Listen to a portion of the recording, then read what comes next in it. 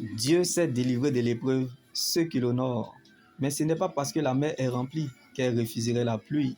Donc, ceux qui te méprisent seront méprisés aussi à leur tour, car on ne nourrit pas la poule le jour du marché et on n'arrose pas les plantes lorsqu'il pleut.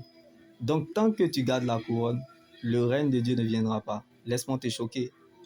Le règne de Dieu descend toujours dans la vie de celui qui fait porter à Dieu sa couronne, car la royauté ne se vit pas à l'extérieur, mais plutôt à l'intérieur du royaume, dans sa parole.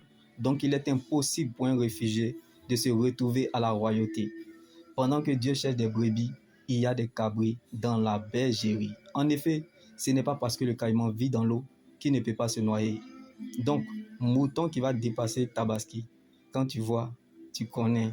Alors que personne ne vous trompe avec des paroles sans fondement, car personne ne peut poser un autre fondement que celui qui a été posé, à savoir Jésus, a mis en toi une pierre qui fait obstacle et un rocher propre a fait trébucher.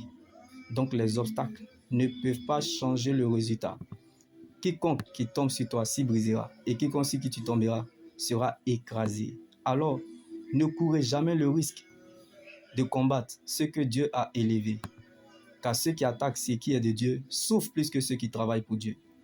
On peut fabriquer la célébrité, mais l'élévation vient toujours de Dieu. Donc, accusation n'empêche pas élévation. Les jours d'élévation reviennent. Tu revivras tes meilleurs jours. On travaille par compétence pour obtenir un salaire, mais on sait avec le cœur pour recevoir une récompense.